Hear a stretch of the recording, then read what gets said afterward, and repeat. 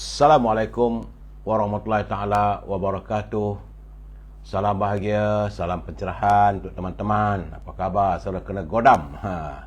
Malam ni macam-macam cerita ada saudara. Saudara Syah Ibrahim, begitu juga saudara Zamari LC yang saban malam menemani saya, saudara M Jamil, saudara Putri Yaumon, Puan Syarifah Hafifah, itu juga saudara Mustafa Ilyas, saudara bakal jenazah kabari dia, Waras, Emi Danish, apa khabar? Izzuddin.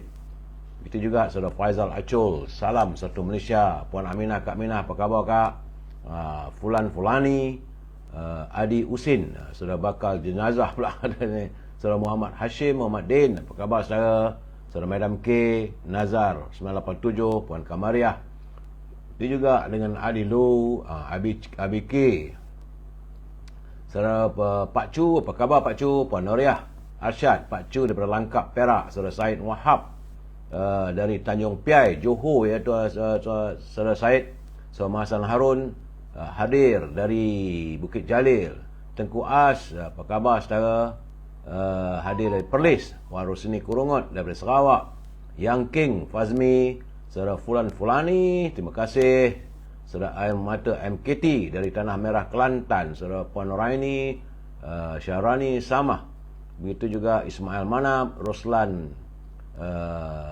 S. Roslan, si Comel, Puan Rusmini daripada Pontian, Johor, Puan Halimah Hashim, salam warga Cinta Damai, saudara Umi Kalsum, Sayulan, saudara Rosani Kurungot dari Sarawak, saudara Muhammad Johari, saudara Asma Ahmad, saudara Samsul Anwar, saudara Khalil Yop dari Slim River, Perak, saudara Khalil. Itu juga Syam Haji Nawawi, saudara Puan Delmira Bit, Delmira Bit dari Kelantan, Kota Baru.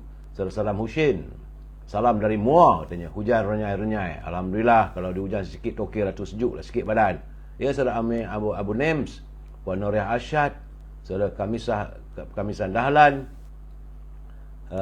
Gelang Patah, Johor, saudara, katanya hujan remeh-remeh, hujan rintik. Ikan darat pada Ahmad Syarif, Jaafar Jeff dari Sempurna, Sabah. Apa khabar Jeff? Saudara Mus Ahmad daripada Kepala Batas, saudara Abu Samah, saudara Puan Rashidah Ahmad, salam dari Kota Singapura, Puan Rashidah Ahmad, Puan. So abah kami katanya, Tengku Zaleha Jani, apa khabar ku? Muhammad Fuad, Jamaluddin Rahani, saudara Rusmini dari Pontian, Miben dari Pasir Gudang, Johor, saudara Azlin, Mokpiah Ismail, terima kasih. Saudara Thomas Tan, how are you Thomas? Saudara Zari Yi daripada Pasir Mas, Kelantan. Saudara Syed Azhar Syekh Abu Bakar dari Keluang, Johor, katanya di Keluang hujan dari pagi hingga tak berhenti lagi. Warung Kurap-Kurap, saudara Bahar Zamri, Ifah Sa'ad, saudara Syahri Mat, terima kasih saudara Ifah, sebab semalam saya bersama dengan saudara Datuk Lokman. Baik saudara, saya lepas saya menyantuni satu persatu, saya minta maaf lah kalau nama-nama yang tak sempat saya sebut. InsyaAllah saya akan santuni usai pencerahan malam ini. Seperti biasa, saya perlu melaporkan keadaan negara kita saat ini, saudara. Hari ini hari Selasa 28 Februari, merupakan hari terakhir bulan Februari, dan hari ini merupakan hari yang ke-1077. Virus corona melanda negara kita belum usai lagi saudara. Laporan daripada sahabat kita, saudara Jamil Idris bersama dengan saudara Rio dari Industri Melaya, katanya bahawa semalam ada sedikit pengurangan daripada 207 jangkitan kepada 190 jangkitan, menjadikan jumlah kumulatif 5,042,585 yang berjaya disembuhkan 4,996,409. Alhamdulillah tiada kematian, dan tahniah pada Dr. Zaliha Mustafa yang masih berusaha keras untuk memutuskan jaringan virus corona. Ya saudara Su, Nurrahim. Apa isu malam ni? Macam-macam isu ada. Azhar, Khairuddin Anwar. Ya saudara, dari segi laporan yang saya lihat, terdapat 4 negeri meningkat dan susut di 6 negeri. Sementara itu di Sabah kekal 1 jangkitan saja, begitu juga di Negeri Sembilan, 8 dan Perlis 1 jangkitan. Terengganu dan Labuan kembali sifar, tiada jangkitan. Dan di Selangor cuma 61 jangkitan saja. Susut lagi saudara. Dan saya melihat bahawa dalam keadaan sekarang ini cuma Selangor je yang tinggi sikit. Lain-lain negeri semua di bawah 100, termasuk Selangor. Alhamdulillah, artinya kita boleh memutuskan jaringan ini saudara, asalkan kita menjaga kebersihan diri kita, menjaga kesihatan kita saudara. Dan usai pencerahan tentang kedudukan COVID-19, jangan lupa berniaga saudara dalam segmen e-commerce. Kalau anda mempunyai produk, sila hubungi Al-Azhar di talian 01133041 241. Kalau anda mahukan rumah anda wangi, bolehlah memesan Stangi Al-Baqur daripada Azhar. Sedap baunya saudara, rumah kita terasa macam berada di Tanah Suci Mekah saudara. Dan Azhar juga memasarkan minyak-minyak wangi yang dari Timur Tengah, di mana minyak wangi tersebut dihasilkan berasaskan kepada pati kayu gaharu. Andai anda tidak dapat menghubungi Azhar, boleh juga hubungi Siti Farehah di talian 017-711-4300. Kalau menghubungi Siti Farehah, jangan lupa dendeng manis Siti Farehah. Sedap dimakan saudara, harganya pun murah. Bagi teman-teman di Lembah Kelang, kalau mahu buah-buahan dihantar terus rumah anda, sila hubungi Syauqi di talian 012-357-5703. Dan akhir sekali, makanan kegemaran saya, popiah sira Lady Maria. Rasanya sedap saudara, pedas, rangup dan manis serta mengasyikkan. Hubungi saudara Nizam di talian 019-435-1203. Tak mahal saudara, murah. Bila saya katakan murah tu murah lah, cuma saya tak boleh nak menyebut berapa harganya kerana itu perjanjian saya dengan pembekal-pembekal talian yang saya nyatakan. Kalau saya sebut dengan harga dan sebagainya, kena buat iklan pula saudara. Ya. Sengkang 05, so Ali Osman, Abang Rakib, begitu juga Ana Zek, Adi Warna, saudara Ibrahim Cik Muda, Abdul Wahid Karim, saudara Muhammad Sapri, saudara Nurul Zaida Abdullah, Puan saudara Hazamidin, Man katanya, Mus Ahmad. Dia kata pelapis foto tak ada ke? Pelapis foto, tunggu cucu tak datang saudara. Begitu juga saudara Nurdin Arifin, apa khabar saudara Nurdin?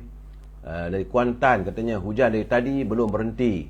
Sebab itu saya dah melaporkan 2 hari lepas hujan di beberapa negeri dan berwaspada. Dalam keadaan waspada, bukanlah keadaan yang menakutkan ya saudara.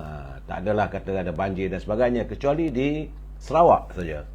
Baik saudara, kita masuk segmen naluri kehidupan. Ini bagi saya wajar untuk kita hayati. Sebagai umat Islam, ini dapat jadikan sebagai panduan kita saudara. Kerana dari Abi Hurairah radhiyallahu anhu berkata bahawa baginda Rasulullah menegaskan, setiap umatku akan masuk syurga kecuali mereka yang enggan memasukinya. Dan para sahabat bertanya, ya Rasulullah, siapakah orang yang enggan masuk syurga? Jawab baginda, sesiapa yang mentaatiku, dia masuk syurga. Dan siapa yang mengingkariku, maka sesungguhnya itulah orang yang enggan. Saudara, mereka tak nak masuk syurga, nak buat macam mana? Itu keadaannya. Hadis ini adalah riwayat Imam Al-Bukhari. Artinya saudara, setiap individu, semua kita ni berhasrat, berdoa agar ditempatkan di syurga waktu kita kembali ke pangkuan ilahi nanti saudara. Namun perlu kita insaf bahawa syurga adalah sesuatu yang mahal harganya saudara. Ia perlu kepada ketaatan tanpa syarat kepada Allah dan Rasulnya. Sementara jalan ke syurga saudara adalah sukar dan memerlukan pengorbanan serta kesungguhan dalam kita melaksanakan suruhan agama syariat kita dalam kehidupan di dunia ini. Jadi kita harus memahami dan hayati apa yang ditegaskan oleh Allah SWT dalam surah Al-Baqarah ayat yang ke-214, iaitu surah Ali Imran saudara. Sila rujuk saudara, betapa syurga bukanlah percuma dan zon bebas masuk saudara. Ingat, syurga itu bukan kawasan zon bebas masuk saudara.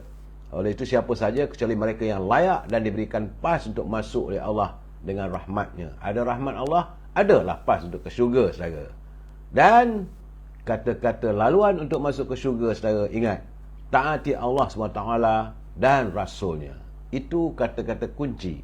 Taat kepada Allah SWT dan kita mematuhi Rasulnya, Nabi Muhammad SAW. Semoga kita sentiasa basahkan bibir kita untuk berzikir dan selawat pada junjungan baginda Rasulullah SAW. Saudara, baik. Kita masuk segmen Mutiara Kata, kiriman sahabat saya Tan Sri Osu Sukam.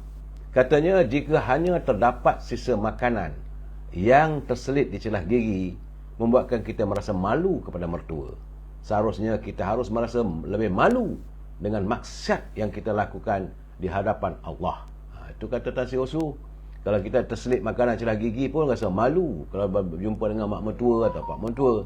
Apatah lagi, saudara, sepatutnya kita harus merasa malu dengan maksiat yang kita lakukan di hadapan Allah. Terima kasih Tan Sri Osu atas kiriman kata-kata mutiara yang bagi saya sesuai untuk kita hayati bersama. Baik, saudara, saya terus mengingatkan pimpinan negara supaya berhati-hati dan sentiasalah menggunakan wang negara jangan digunakan tanpa had ataupun tanpa kelulusan parlimen. Tak boleh itu, saudara. Kerana kita khawatir kalau wang negara dibelanjakan tanpa had, pastilah negara kita akan muflis, saudara.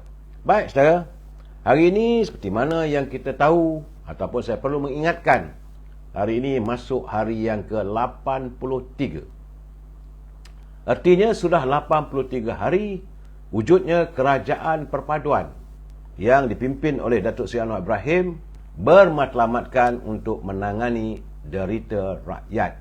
Itu perlu kita hayati dan kita tunggulah. Tak lama pun, saudara, tinggal 17 hari saja untuk kita menilai sejauh mana kerajaan perpaduan ini berjaya menangani derita rakyat, saudara. Dalam waktu yang sama, kita harus ingat, saudara, tinggal 24 hari je lagi. Tutek, tinggal 24 hari saja lagi, saudara, sekitar dalam 3 minggu lebih saja. Kita akan menanti hadirnya lambaian Ramadan. Artinya bulan puasa nak dapat, saudara. Berdoalah pada Allah SWT dalam tempoh 3 minggu lagi kita sempatlah menikmati, meneguk rasanya nikmatnya aura Ramadan, saudara. Baik, saudara, sebelum saya meneruskan pencerahan, seperti biasa kita santun dulu pantun Pak Nazir. Pak Nazir dari Perlis, nampak gaya bertambah sihat. Saya mendoakan agar Pak Nazir terus berkarya. Ya, Pak Nazir, orang Perlis. Kata Pak Nazir, ikan selayang dibakar bara, Kak Lijah duduk perhati. Syukur yang tidak berpura-pura menghias wajah lantunan hati. Kalau kita bersyukur yang bukan pura-pura, saudara, akan terpancar wajah kita. Itu lantunan daripada hati kita yang dalam. Tambah Pak Nazir lagi, kampung delik bertukar wajah, malamnya terang mencerah taman. Berdolak dalih bila berhujah, tanda orang yang tak tetap iman. Kalau orang yang tak tetap imannya, selalulah bicaranya berdolak dalik. Sekejap kata A, sekejap kata B. Itu keadaannya. Terima kasih Pak Nazir atas kiriman pantun yang penuh makna dan penuh sindiran kepada pimpinan kita. Dan saya harus mengingatkan anda, sebelum saya meneruskan pencerahan ini, bahawa siapa saja yang menyunting semula live saya ini dan dimasukkan dalam apa-apa saja segmen, anda harus bertanggungjawab atas setiap suntingan yang anda lakukan. Begitu juga, saudara, kalau anda menulis dalam buku-buku saya ini, dan anda harus juga bertanggungjawab. Cuma saya harap janganlah melanggar peraturan yang ditetapkan oleh Kementerian Komunikasi. Kita harus saling ingat-mengingati, saudara. Ini adalah pencerahan politik. Matlamatnya hanya sekadar memberi pencerahan ataupun informasi. Tak lebih daripada itu, saudara. Seandainya saya ada komen atau saya memberi pandangan saya, kita harus memegang pada prinsip we must agree to disagree. Kita mesti bersetuju untuk tidak bersetuju. Selesai masalah, saudara. Kalau anda mau menyantuni atau mau berbual atau mau berbicara dengan teman-teman yang sealiran ataupun yang tidak sealiran dengan anda dalam ruangan saya ini, yang seketika saya mohonlah gunakanlah bahasa-bahasa yang harmonis, bahasa yang baik, bahasa yang melambangkan tata susila bangsa kita, saudara. Jangan gunakan bahasa-bahasa yang celupar. Saya tak mengizinkan. Sebab kita adalah warga cinta damai, saudara. Saudara Mak Isa, salam. Kami berharap Datuk Seri Najib Razak bosku dibebaskan. InsyaAllah saya tengok nanti bagaimana kalau saya dapat beri pencerahan. Puan Ramlah Hamid, Waalaikumsalam. Saudara Bakat Ahmad, terima kasih atas doa anda. Saudara Abdul Rahman Manas, Saudara Rahmat Rabu, Saudara Isa Ismail. Dia nak live video dengan saya tak tahu, saudara. Saya dah cakap berkali-kali, saya tak tahu. Macam semalam, saya mengadakan siaran, itu pun pinjam studio kawan, saudara. Sahabat saya, yang saya anggap macam adik saya, Datuk Rafi Awang Kecil, ataupun saya selalu panggil dia Eman JR, yang pernah sama-sama berkhidmat bersama saya dalam dunia kewartawanan. Jadi menghormati permintaan saya, diizinkanlah. Jadi hari malam ini kita bersiaran seperti biasa dalam ruangan saya ini, saudara, di rumah yang taklah sehebat studio orang. Maklum sajalah, pencerahan saya datang daripada studio Marhain, saudara. Sebab itu jangan minta untuk live bersama dan sebagainya. Cuma saya menggunakan telefon bimbit saya saja. Tak lebih daripada itu, saudara. Sebab itu jangan minta untuk live bersama ke, atau nak masuk. Saya tak reti, saudara. Yang saya tahu, tekan saja live. Kemudian saya tekanlah berjalan. Apa yang kita nak cakap, kita cakap, saudara. Puan Ramlah Din, nak buat macam mana? Ini adalah YouTuber atau pencerahan daripada warga Marhain. Tak mempunyai alat-alat yang sophisticated, yang mahal-mahal, saudara. Tapi saya harus mengingatkan anda, berhati-hati bila gunakan tu. Saudara Muhammad Abu Bakar, minta maaf ya, saya tak nampak keinsafan pada para kepimpinan UMNO ni. Ya, sekejap lagi saya akan santuni juga, saudara, insya-Allah. Baik, saudara, cuaca di seluruh negara masih dalam keadaan yang tidak menentu. 2 hari lepas saya telah pun menyatakan bahawa kecuali di Sarawak berada dalam keadaan yang perlu berhati-hati, kerana besar kemungkinan hujan lebat berlaku di Sarawak. Tapi begitu juga di Sabah sedikit kawasannya. Tapi di Semenanjung ni, saudara, hujan dalam tahap waspada saja. Jadi kalau saudara nak keluar rumah, pastikan bawa payung. Selalu orang kata, sediakan payung sebelum hujan. Sediakan payung sebelum hujan. Saudara. Baik, saudara. Satu benda yang agak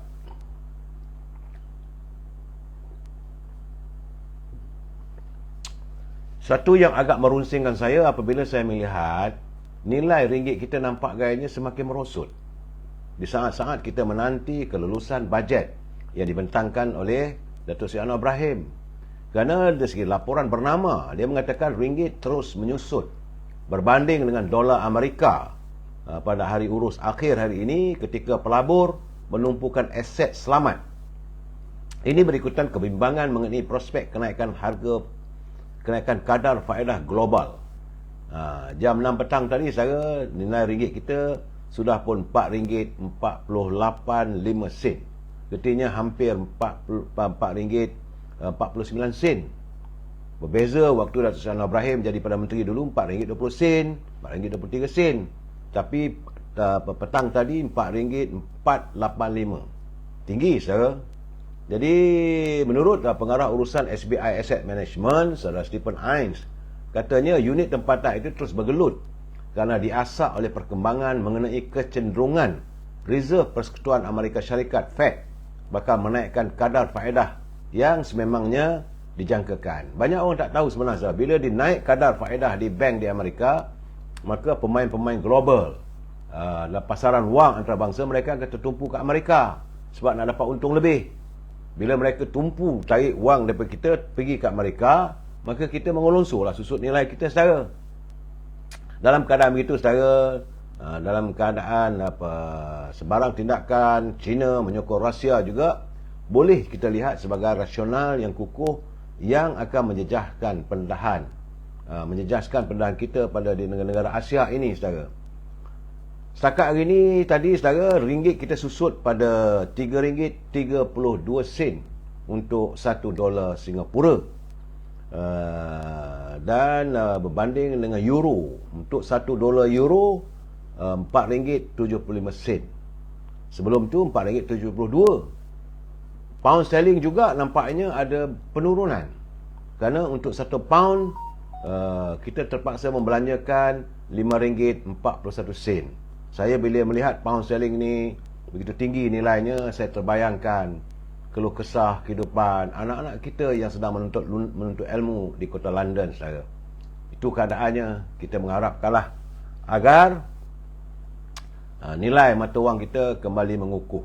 Mudah-mudahan selepas kelulusan bajet nanti mungkinlah, mudah-mudahan saudara. Lebih tak boleh nak cakap. Ini pemain-pemain antarabangsa, mereka yang menentukan kadar nilai mata wang kita saudara. Tuah doa bosku, Allah makbulkan ekonomi Malaysia merudum selepas bosku difitnah. Saya tak tahulah saudara itu apa yang berlaku dan sebagainya. Kita antara bosku dengan Allah SWT saudara. Nas Hadi dia kata segamat hujan dari siang tadi, sampai saat ini masih hujan. Azinuddin, ringgit juga akan beri kesan dalam ekspor bila terus naik. Itu keadaannya untuk kita ekspor memanglah naik bila ringgit bila pound ataupun dolar meningkat. Tapi jangan lupa kita mengimport barang-barang makanan juga akan mengakibatkan harga barangan sukar dikawal. Ya saudara, itu gambaran yang perlu saya jelaskan pada anda supaya kita harus berhati-hati bila kita berbelanja saudara. Cuma apa yang agak kurang menyenangkan saya, nampak gayanya pendedahan demi pendedahan yang dah terlihat hari ini. Utusan Malaysia juga mendedahkan bagaimana katanya lebih 100 pendatang asing tanpa izin. Itu parti didakwa terus membina perkampungan sendiri mereka selepas meneroka tanah secara haram di Pulau Meranti di Puchong. Yang Rohingya juga banyak sekali. Jadi kita mengharapkan agar pimpinan negara termasuk penguatkuasa tegaslah. Jangan dibiarkan berterusan. Bila dah naik perkampungan begitu, susah kita nak mengusaikan ataupun menghuraikan permasalahan ini. Rakyat sendiri nak dapat tanah pun susah. Bagaimana orang asing boleh duduk itu? Perkampungan yang didiami oleh komuniti warga daripada Indonesia, daripada Bangladesh, Nepal dan Myanmar ini didirikan di kawasan pencawang elektrik tenaga nasional Berhad dan sebahagian daripada tanah reserve kerajaan Selangor. Jadi anggaran keluasannya perkampungan sekitar warga asing itu adalah sekitar dalam 15 ekar. Itu keadaan saudara. Jadi sekarang ni pound sekarang okey. Dulu RM6. Ya sas. Zaman saya dulu RM6, tapi saya khawatir akan naik lagi sas. Saya khawatir kalau tadi petang tadi untuk 1 pound sudah 5.35. Tinggal lagi 60 sen dah naik RM6. Itu keadaannya saudara. But itu isu tanah ni amat sensitif. Saya amat mengharapkan agar pimpinan di peringkat negeri, sebab tanah ni selalunya yang mengawalnya adalah kerajaan negeri. Saya ada juga apa berlaku di beberapa negeri macam di Pahang, di Perak, saudara. Sekarang ni di Selangor. Jadi Dato' Amiruddin, pastikan penguatkuasa anda. Besar ya saudara Noraizan Hosman, besar tanah tu. Saya sukarlah untuk mentelaah ataupun membayangkan perasaan warga kita melihat orang lain boleh membina rumah di tanah-tanah yang dianggap sebagai tanah haram lah. Ya saudara, lebih daripada setinggan lah mereka bina, lepas tu tak ada penguatkuasaan.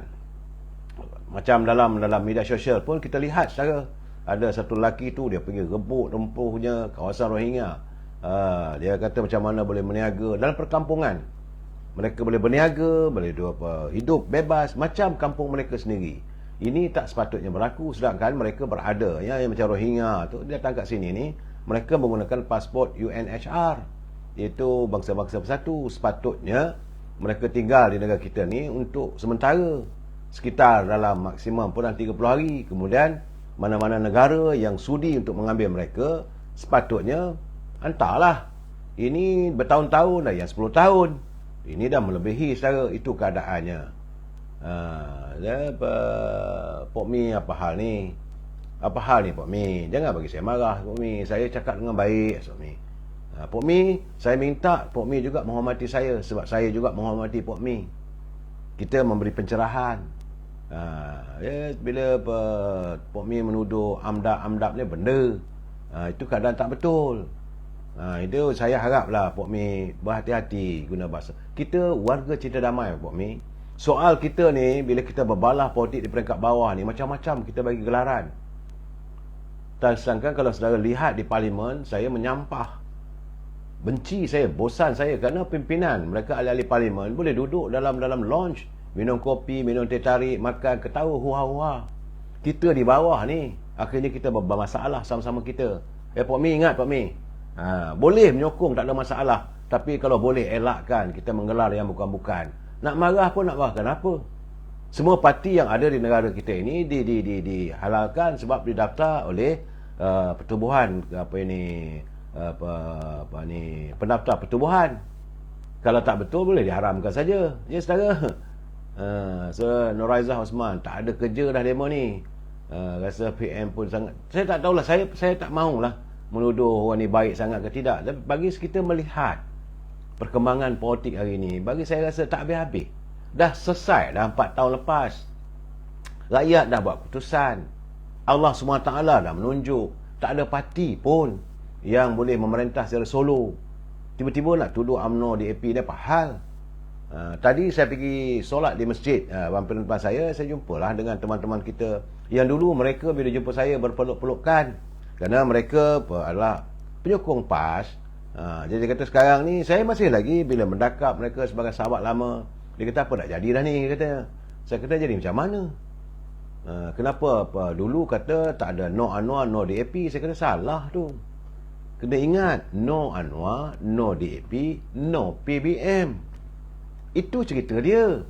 Kenapa yang ujung tu anda hilangkan, nak menggambarkan buruknya UMNO ni? Tak boleh lah begitu, betul serang. UMNO tidak mampu untuk bersama dengan PBM sebab kita tahu parti PBM nak bunuh UMNO.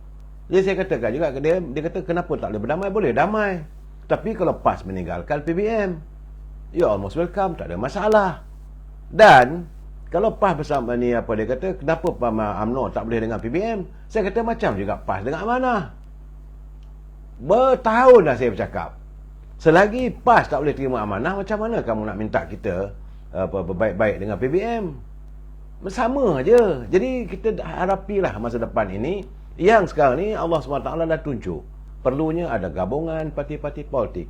Dan saya nak jelaskan saudara, jangan kita tuduh saudara, puncanya berlakunya kerajaan hari ini apabila Tan Sri Muhyiddin tak sudi untuk bersama-sama dengan Datuk Seri Anwar Ibrahim. Itu punca dia.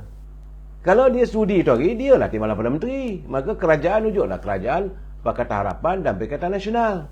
Jadilah UMNO Barisan Nasional dengan 30 kursi sebagai pembangkang. Itu realiti. Kena terima. Jadi jangan tuduh bukan-bukan saudara. Saya tak setuju lah Pak Mi. Takkan dia tak malam nak cerita benda yang sama saja. Banyak benda kita nak cakap saudara. Saudara, okey, saya harap tak tahulah saudara Jamaluddin Muhammad, kita taklah ya Puan Ramlahdin, bukan saya, kadang-kadang saya perlu memberi pencerahan kerana mungkin mereka masih lagi degil, tak mau menerima hakikat. Itu keadaannya saudara. Politik-politik juga kita tidak akan bermusuh sampailah seolah-olah musuh tu yang sepatutnya dihapuskan. Tak boleh begitu saudara. Dan saudara, sebab itu saya kata kita mesti bersetuju untuk tidak bersetuju. Selesai masalah. Cuma apa yang saya lihat ini berhubung tentang isu tentang wang royalties.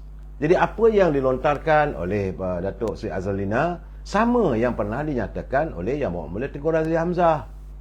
Kerana perjanjian persefahaman antara kerajaan pusat iaitu Petronas dengan kerajaan negeri berhubung tentang cari gali minyak telah pun dimeterai sekian lama pada tahun 1948. Undang-Undang UNCLOS masih wujud masa itu saudara.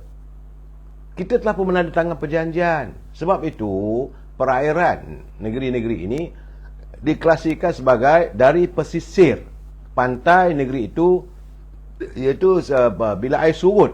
Bila air susut itulah bermulanya sekitar 3 batu nautikal. Itu milik negeri tersebut. Kalau atas daripada itu terpulanglah pada ehsan pada Petronas nak bagi tak bagi. Sekarang ni minyak cuma ada di persekitaran kawasan sebelah Terengganu, Kelantan dan juga di Sabah, Sarawak. Yang di sekitar Laut Cina Selatan. Sebelah ini Laut Selat Melaka ni tak ada. Jadi pertikaian ni masih berterusan. Saya pun tak tahulah sebab bila kerajaan memutuskan untuk pemberian wang royalties ini, memang waktu dulu sewaktu Tengku Razli Hamzah menakodai Petronas, memang di perjanjiannya 5% kepada Kelantan, 5% kepada Terengganu, Sabah dan Sarawak, dengan harapan wang itu untuk rakyat. Tapi bila wang itu dimasukkan dalam akaun kerajaan, kerana dulu kerajaan negeri Kelantan pun apa semua dalam satu kerajaan, Barisan Nasional, saudara. Bila dah masing-masing memerintah, jadi terpulang pada kerajaan negeri itu, yang kita lihat kadang-kadang disalahgunakan. Itu pada pemikiran di Putrajaya. Jadi cari upaya untuk supaya wang itu sampai pada rakyat. Saya dah bercakap berkali-kali, saya katakan, kalau mengikut dari segi pendapatan yang dijana oleh Petronas, tidak semestinya rakyat Kelantan, rakyat Terengganu miskin.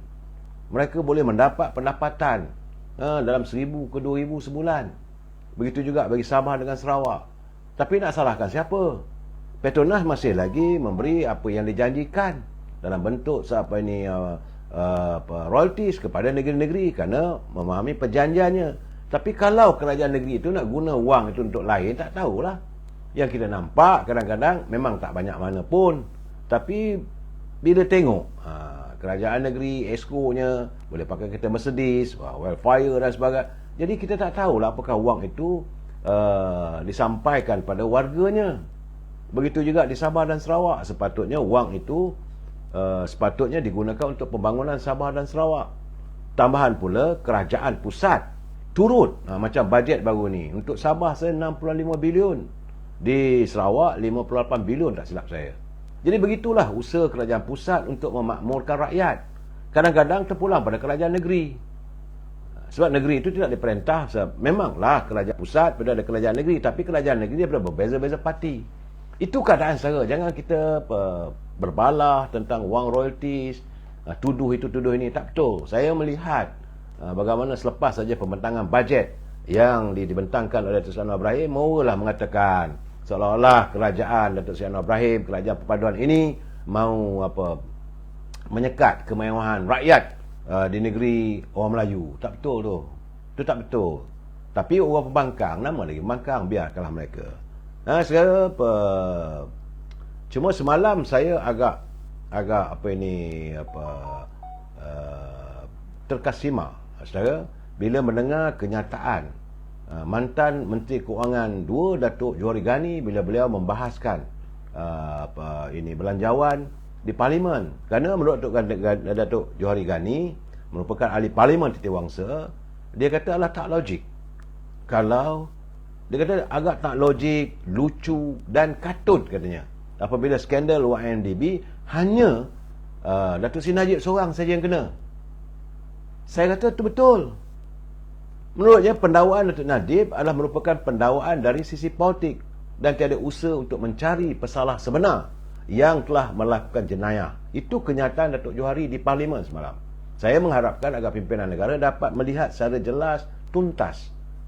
Kerana dia kata sedangkan pengurusan YNDB yang bekerja bertahun-tahun di sana dan mempunyai tanggungjawab langsung terhadap YNDB tidak didakwa langsung. Itu keadaannya. Datuk Johari memberi amaran bahawa kes YNDB ini akan menjadi presiden. Itu amalan permula. Yang mana selepas ini setiap skandal yang berlaku akan diletakkan bebannya ke atas Perdana Menteri dan penjenayah sebenar dijadikan saksi utama dalam kes pendakwaan. Itu kenyataan beliau. Sebab itu hari ini saya melihat perbicaraan akhirnya akan ditetapkan pada 31 Mac. Keputusan akan dibuat sama ada Datuk Seri Najib boleh dibicarakan semula. Dia kalau dibicarakan semula, artinya dia kena lepas dah dari penjara Kajang. Sana belum lagi didapati bersalah sebab masih lagi nak dibicarakan semula. Semalam kita tengok saudara, IPIC dan ABRA PJS lah mengumumkan telah pun menandatangani persetujuan untuk mengembalikan sekitar 1.8 bilion dolar Amerika kepada YNDB, saudara. Jadi sekarang ni persoalan kenapa UAE, IPIC dan ABRA bersetuju untuk membuat pembayaran seandainya wang itu hilang ataupun dicuri oleh Datuk Najib. Ini juga perlu dilihat, saudara. 1.8 bilion, saudara, lebih kurang 8.6 bilion ringgit Malaysia. Besar, saudara. Itulah yang dinyatakan oleh si Najib selama ni, bahawa dia tidak mencuri wang itu. Jadi akhir tahun 2017 memang ada persetujuan bahawa IPIC International ni akan memulangkan pada awal tahun 2022. Tapi kenapa persoalan itu tidak terlaksana? Kerana pimpinan waktu itu Dr. Mahathir dia tak mau. Fesko tentang YNDB ini saudara dilontarkan sejak pilihan raya yang ke-13, bukan yang ke-14 saudara. Yang ke-13 menuduh bahawa UMNO menggunakan wang untuk membeli undi dan wang itu datang daripada YNDB. Maka dia bongkar. Bila dah kalah pada 20 pilihan raya 14, Jolo tak dibawa ke tengah, Nek Faizal tak dihadapkan ke mahkamah. Begitu juga sekarang ni bertambah lagi, berbolok-bolok lagi. Bila ada hakim yang diminta untuk menjadi hakim peringkat SRC-nya juga dalam keadaan yang menimbulkan 1000 tanda tanya. Sebab itu saudara, saya melihat catatan Tun Carlos, dia menulis kata penyelesaian hutang oleh IPIC sebanyak USD 1.8 bilion kepada YNDB adalah bukti bahawa Datuk Seri Najib Razak tidak bersalah. Setiap ringgit wang YNDB yang hilang adalah selepas ia dijamin atau dipindahkan ke IPIC. Kerana itulah Datuk Najib menandatangani perjanjian katanya. Begitu juga tentang bagaimana panggilan telefon yang dicuri masuk oleh Latifah Koya. Sebab itu dia mendedahkan. Saya tak kata dia buat lah, tapi yang diperdengarkan dalam satu media press, sidang media, saya kata itu pendengaran itu dicuri masuk lah. Bukan Latifah Koya yang buat saudara, tapi dia mendapat apa ini perbualan antara Datuk Seri Najib dengan Putera Mahkota Abu Dhabi. Itu saya kata curi masuk dan diperdengarkan waktu Latifah Koya menjadi ketua pengarah SPRM. Dan itu menggambarkan bahawa memang ada penyelesaian. Bukan YNDB ditinggalkan begitu saja. Tapi akhirnya yang sekarang ni yang masih lagi berada di penjara Kajang, Datuk Najib seorang. Kemana pergi Jolo, kemana pergi Nek Faizal, kemana pergi rangkaian teman-teman mereka yang merubah daripada TIA, asalnya TIA, Terengganu Investment Authority. Kemana pergi mereka semua? Kemana pergi Syahrul? Mereka inilah orang yang mengemukakan pada Najib. Dan bagaimana kata Datuk Lokman Adam semalam, ada juga mantan menteri Datuk Nur Yaakob. Mereka juga ada berkepentingan. Saya tak mau sebut apa yang disebut oleh Datuk Lokman, tetapi bagi saya mereka ini berkepentingan. Bila mereka berkepentingan, artinya mereka juga sepatutnya harus dikemukakan ke muka pengadilan. Bukan Datuk Najib seorang saja. Itulah gambarannya saudara. Dan hari ini 5 panel hakim Mahkamah Persekutuan yang dipengurusikan oleh Hakim Besar Sabah dan Sarawak itu Datuk Abdul Rahman Sibli membuat keputusan selepas mendengar rayuan daripada Peguam Datuk Seri Najib Tan Sri Muhammad Syafiq Abdullah. 5 panel itu mengatakan bahawa keputusannya akan didengar, keputusan Permohonan Datuk Seri Najib untuk mendapatkan kebenaran bagi menyemak keputusan Mahkamah Persekutuan akan didengar pada selewat-lewatnya 31 Mac 2023. Sekarang ni bulan Februari, sekarang dalam 20 hari ke 30 hari lagi. Mudah-mudahan lah saudara, berdoa lah. Itu saja. Bagi saya melihat yang benar tetap benar, yang salah tetap salah. Cuma hari ini saya kecewa juga saudara. Ada pula berita yang dilaporkan oleh bernama mengatakan bahawa Parma Niaga bakal muflis. Pula dah Parma Niaga ini antara memberi kesan kalau Parma Niaga ini rugi dan dinyah senaraikan daripada bursa saham yang kesan terbesar adalah pemegang sahamnya iaitu Bowsett Holding dan lembaga tabung angkatan tentera LTAT. Sebab Parma Niaga mengumumkan kerugian terbesar dalam sejarah syarikat dengan kerugian 664.39 juta. Kerugian tersebut disebabkan timbunan stok vaksin COVID-19 yang tidak dapat dijual dalam gudang simpanannya. Memanglah saya dah cakap dulu lagi. Vaksin ini dia kena simpan dalam tempat penyimpanan yang ditentukan oleh pembekalnya. Kalau kurang dia punya sejuknya, maka vaksin itu tak boleh dipakai. Pendapatan utama Parma Niaga dirangsang oleh pembekalan vaksin jenis Sinovac Life Science Company Limited. Saudara, Parma Niaga telah pun memfailkan PN17. Itu bahaya saudara kepada Bursa Malaysia yang boleh menyebabkan syarikat itu berisiko untuk dinyah senaraikan daripada bursa. Jadi kerugian Parma Niaga ni pastilah akan memberi kesan kepada Bowsett dan lembaga perusahaan tabung haji atau lembaga tabung angkatan tentera. Ini orang lain buat penyakit, orang lain terpaksa menanggung kerugiannya, saudara. Vaksin ini saya tak tahu bilakah akan dibongkar oleh SPRM. Tunggu, jangan tak tunggu, saudara. Sebab itu sekarang ni, hari ni timbul lagi. Saya dah menyampah nak cakap benda ni, saudara, tapi terpaksa saya huraikan. Hari ini Timbalan Ketua Bahagian Bersatu Segambut Adam Radlan Adam Muhammad yang merupakan sepupu kepada menantu Tan Sri Muhyiddin telah didakwa buat kali ketiga berkaitan projek di bawah Jana Wibawa. Kerana katanya Adam kata dalam tuduhan itu meminta suapan rasuah itu sejumlah 2 juta ringgit daripada Lian Tan Chuan.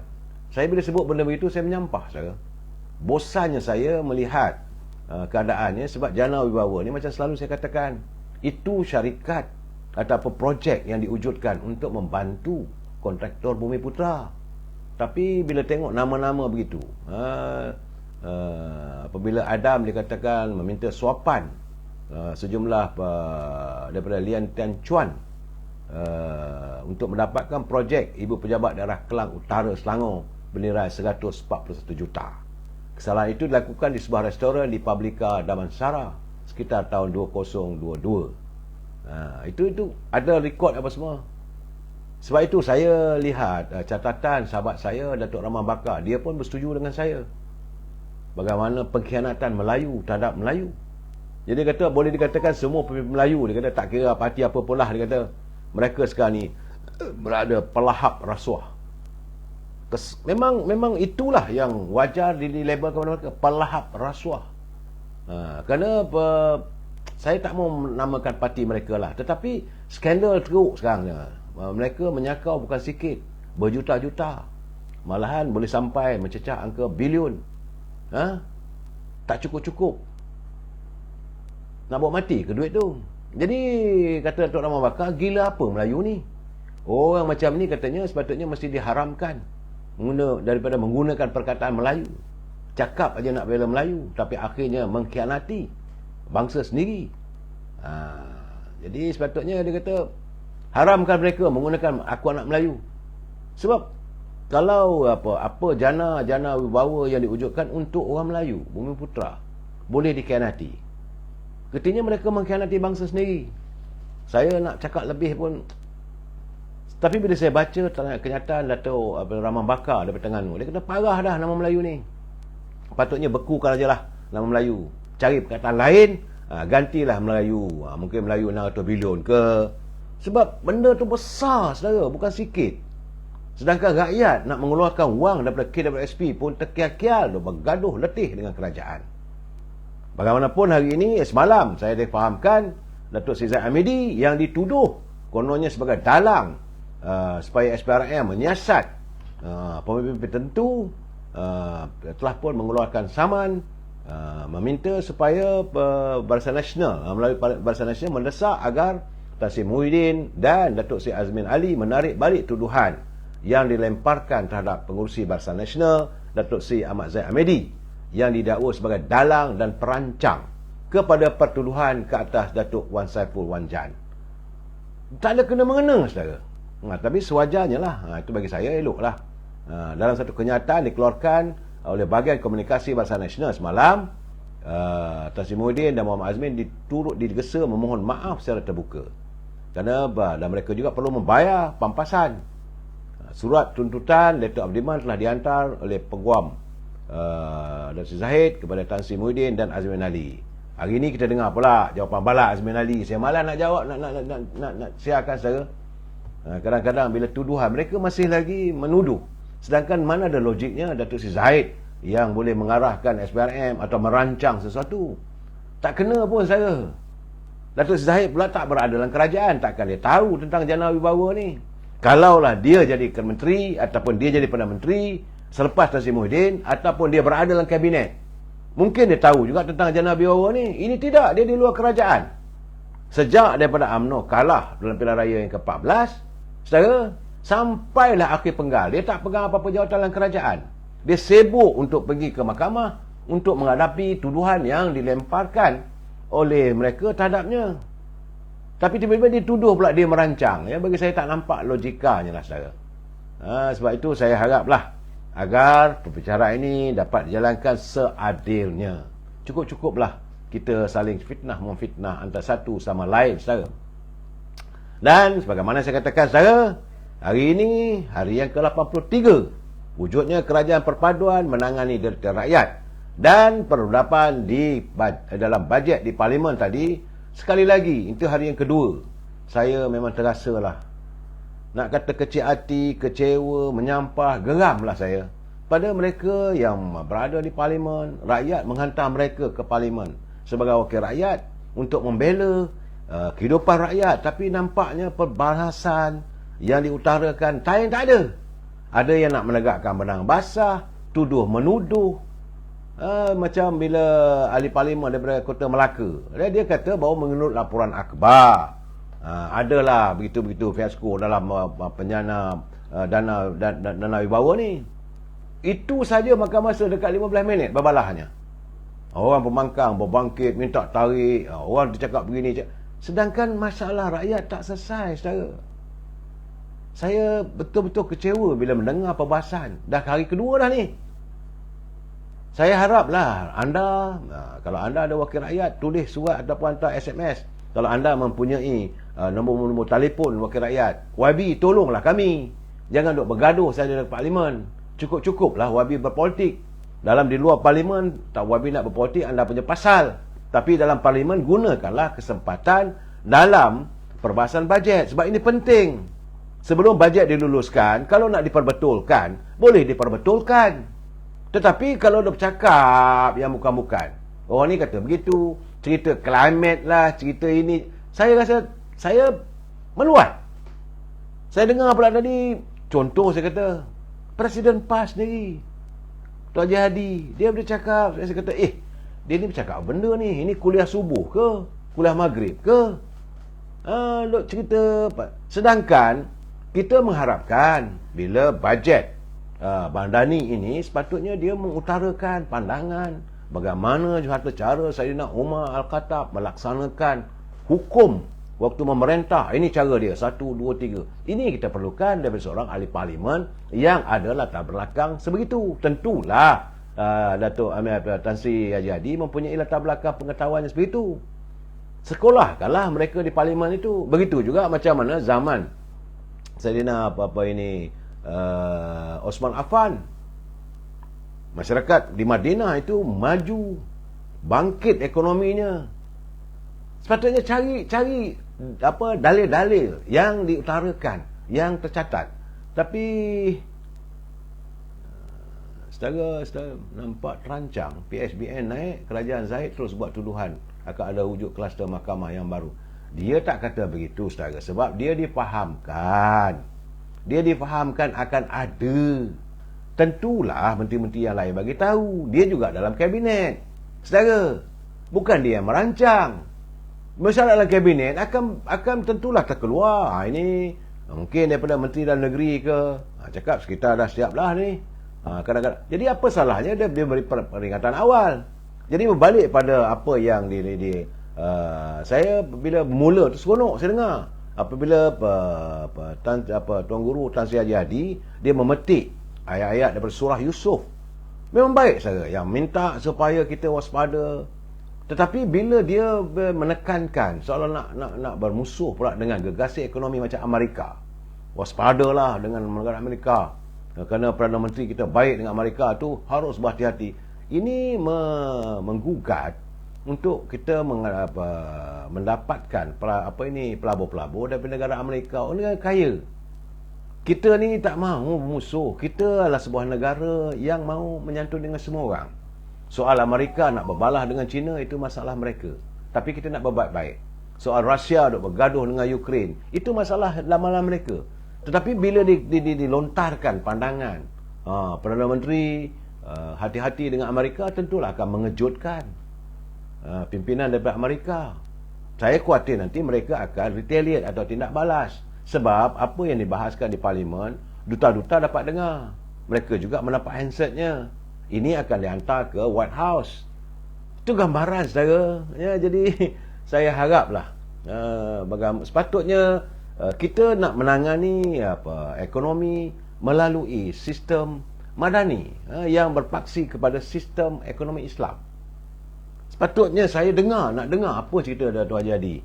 Tentulah dia akan bercakap bagaimana di Madinah ekonomi warga Islam itu dibangunkan sehingga mampu menakluk sampai ke Andalusia.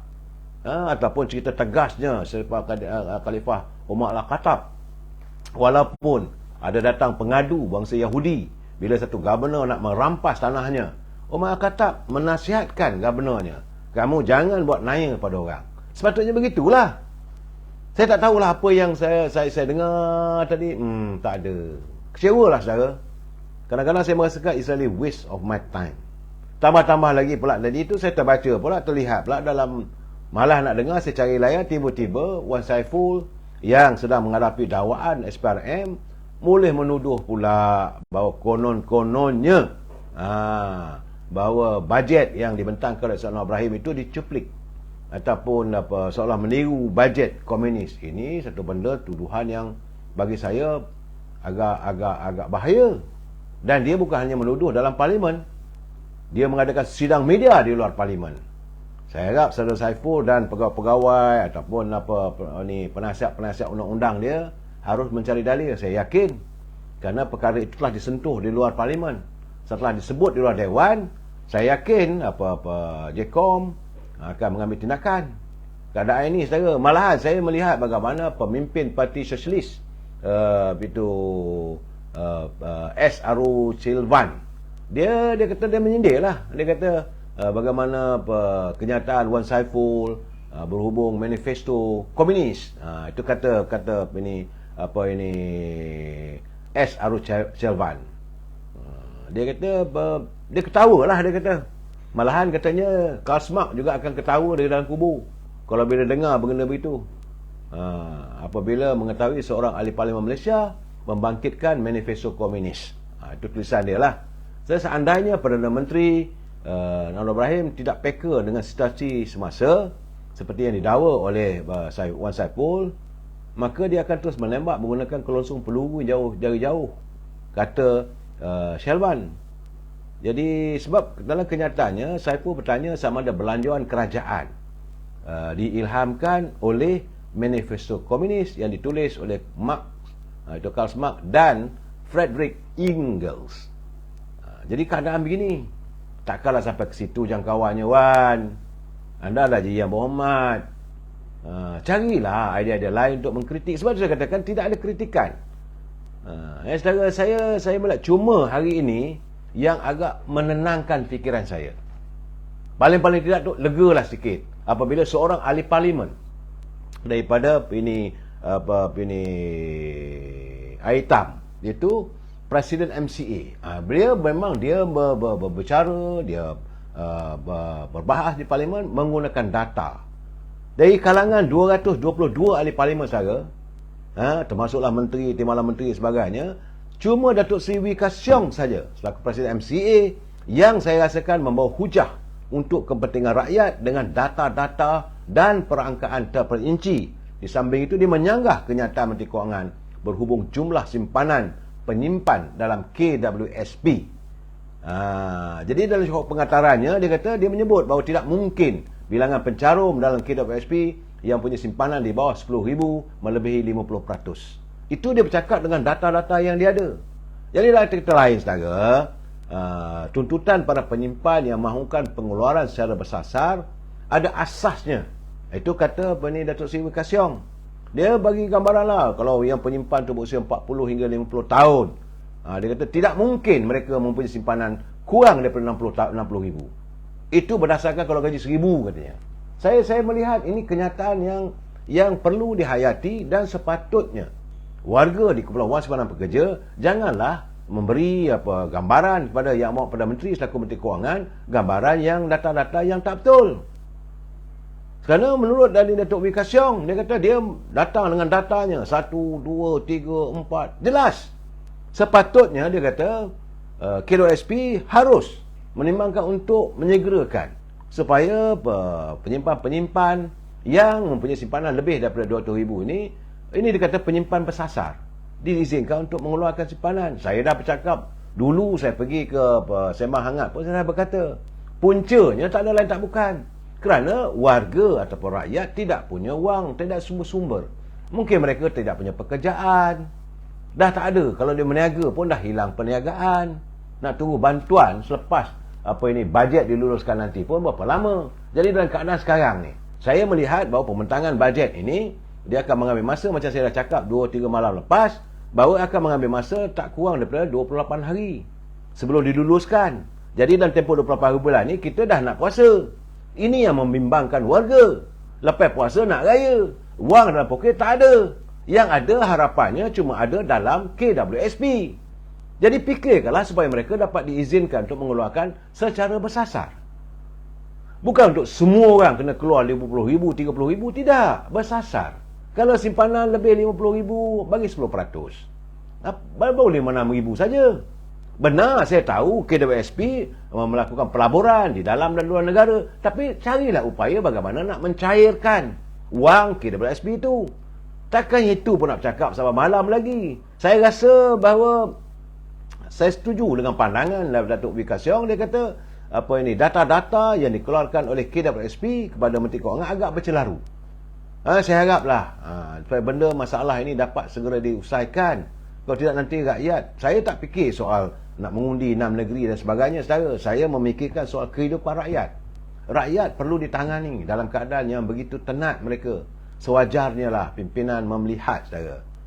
Sebab itu sekarang ni memang saudara kita, negara kita ni nak pulih macam mana sukarnya kita. Sebab negara sekarang ni, saya melihat masa yang awak Perdana Menteri Datuk Seri Anwar Ibrahim tidak kurang daripada 30% masanya terpaksa dihabiskan untuk menguruskan urusan-urusan yang menyangkupi soal-soal korupsi. Tak habis-habis, saudara. Banyak lagi masalah-masalah peninggalan kerajaan terdahulu. Jangan lupa, saudara, 3 Perdana Menteri yang dahulu banyak bertepuk-tepuk. Saya bercakap Datuk Seri Anwar Ibrahim tidak mempunyai tongkat sakti untuk merawat ekonomi negara yang begitu teruk dalam keadaan hutang 1.5 triliun. Sebab itu sekarang ni, tapi bagi saya lah agak mustahil kalau kita nak menanding macam Indonesia ataupun negara-negara jiran kita, sebab mereka telah pun melaksanakan satu islah kepimpinan menentang kebejatan korupsi. Kita baru nak bermula ni, saudara. Itu pun dah heboh satu Malaya. Itu keadaannya, saudara. Jadi cakap banyak-banyak ni pun kadang orang marah dengan saya. Cuma hari ini saya melihat kita masuklah bahagian UMNO sedikit. Tak bagi pencerahan tentang politik tak boleh juga, saudara. Kerana saya melihat di sebalik pelbagai andaian, nampak gayanya yang orang katakan UMNO tu orang dah nak tinggalkan dan sebagainya, 11,000 lebih yang menawarkan diri untuk bertanding pelbagai jawatan dalam UMNO. Cuma yang tak menyenangkan hati saya, tiba-tiba semalam saya dah bercakap waktu saya bersama dengan adik saya, Awang Rafi, Awang Kecil ataupun Rak, kita bercakap tentang pada mulanya tengok Datuk Seri Ismail Sabri dia tak nak bertanding. Okey lah tu, tidak ada masalah. Alhamdulillah, dia rasa nak berundur, itulah sebaiknya sebagai Perdana Menteri berundur secara terhormat. Tiba-tiba kali ini keluar kenyataan. Saya ingatkan dia diam. Saya rupa keluar kenyataan. Dia kata sepatutnya pemilihan UMNO ini kena tunggulah apa kenyataan daripada ROS. Ini saya lihat kenyataan orang katakan macam orang beber. Orang menyeber, orang Perak kata menyeber lah. Ini kata aku berhentilah. Tapi aku mesti balon dari belakang. Jadi saya tak nampak keikhlasan. Walaupun bila dia katakan bahawa UMNO sepatutnya tunggulah keputusan ROS baru nak mengadakan pemilihan dan sebagainya. UMNO cawangan dah bersidang. Semua cawangan, 23,000 lebih cawangan dah bersidang, dah memilih pemimpin mereka. Macam mana nak diundur lagi? Saya kata Datuk Ismail Sabri ni apa hal? Sepatutnya dia dah tak nak bertanding dalam pimpinan Majlis Tinggi. Dia tak nak mempertahankan jawatan di peringkat bahagian. Okey, kita santuni beliau sebagai mantan Perdana Menteri. Kita berkawan, boleh petang-petang telefon saya, boleh kita minum kopi. Tak ada apa dah. Teruskanlah hidup yang dalam penuh keselesaan. Nak fikir pasal apa? Nak tunjuk apa yang anda nak tunjukkan? Nak buat koreksi? Tak boleh dah sekarang. Sebab itu, menurut Datuk Sri Zahid Hamidi, yang Muhammad Sri Zahid Hamidi, dia mengatakan bahawa sepatutnya selaku naib presiden Datuk Sri Ismail Sabri seharusnya menghormati keputusan Perhimpunan Agung UMNO 2022 yang memutuskan Dua jawatan Presiden Timbalan Presiden tak ditandingi. Dia masih lagi merasa terbuku. Masih lagi nak marah. Kerana jawatan Presiden tak boleh ditandingi. Ini yang saya kata menyebar. Saudara, kalau dah rasa begitu, anda nak berhentilah. Tapi janganlah melontar kata-kata. Jadi kata Zahid, walaupun parti menghormati pendapat peribadi, ia tidak bermakna mereka boleh membelakangkan keputusan yang dicapai dalam Perhimpunan Agung. Itulah keputusan parti yang perlu dihormati oleh semua orang. Kalau waktu Perhimpunan Agung telah memutuskan, siapa pun tak boleh membuat koreksinya. Malahan Majlis Tinggi pun perlu menghormati. Tiba-tiba Datuk Ismail Sabri boleh mengatakan ROS kena UMNO kena tunggulah keputusan ROS. Show must go on. Kalau tak buat pemilihan, UMNO pula disalahkan. Dalam tempoh 6 bulan tidak ada pemilihan, UMNO pula diharamkan. Jadi kamu dalam waktu jadi kerajaan dulu, kamu jadi Perdana Menteri dulu, kenapa tak diperbetulkan lebih awal? Waktu kamu ada kuasa segala-galanya. Ini masalah saya nampak. Saya nak marah pun ada. Tapi nampak gayanya, semalam saya dah bercakap, okeylah tu. Dia tak mau lagi pegang jawatan, dia nak bersara. Kita menghormati, berilah laluan pada pemimpin baru, muka-muka baru yang bertanding di BERA dan di peringkat nasional. Tak pernah diganggu dan hadirlah sesekali. Saya lebih suka kalau dia memilih untuk menjadi penasihat yang baik, bukan penasihat mengeluarkan kenyataan-kenyataan. Buat apa nak ikut perangai mantan Perdana Menteri yang dulu, Dr. Mahathir, main kata bukan-bukan. Dia okeylah sebab dia di luar UMNO. Datuk Ismail Sabri masih lagi warga UMNO. Janganlah kita melontarkan kata-kata yang tak baik. Saya haraplah Datuk Sabri hayati apa kenyataan Presiden UMNO Datuk Zahid. Bagi saya lah, Datuk Zahid ni memanglah sentiasa berlapang dada. Orang cakap benda begitu, dia dengan lembut dia kata seharusnya lah Sabri menghayati keputusan Perhimpunan Agung UMNO. Dia sendiri dia ada atas pentas waktu tu sebagai naib presiden. Dia dengar keputusan. Kalau PAU dah membuat keputusan begitu, terimalah. Tak payah lagi lah nak cakap benda begini dan sebagainya yang boleh merosakkan imej UMNO, saudara. Saya nak cakap panjang-panjang lebar nanti, gigi pun tak pun nasihat. Saya haraplah agar anda semua dapat mengerti, dan pada teman-teman semua saya ucapkan selamat bertanding dan berkempenlah secara baik. Jagalah parti ini. Ingat saudara, inilah parti yang ada untuk orang Melayu. Tak ada UMNO, di mana orang Melayu nak bergantung? Saya malah nak cakap lah saudara, kita dengar lepas satu-satu tentang apa berlaku kebejatan politik, rasuah dan sebagainya. Saya haraplah agar setiap warga UMNO menjaga parti anda sebaik mungkin. Jumpa lagi besok. Wabillahi taufiq wa hidayah. Assalamualaikum warahmatullahi wabarakatuh. Selamat malam.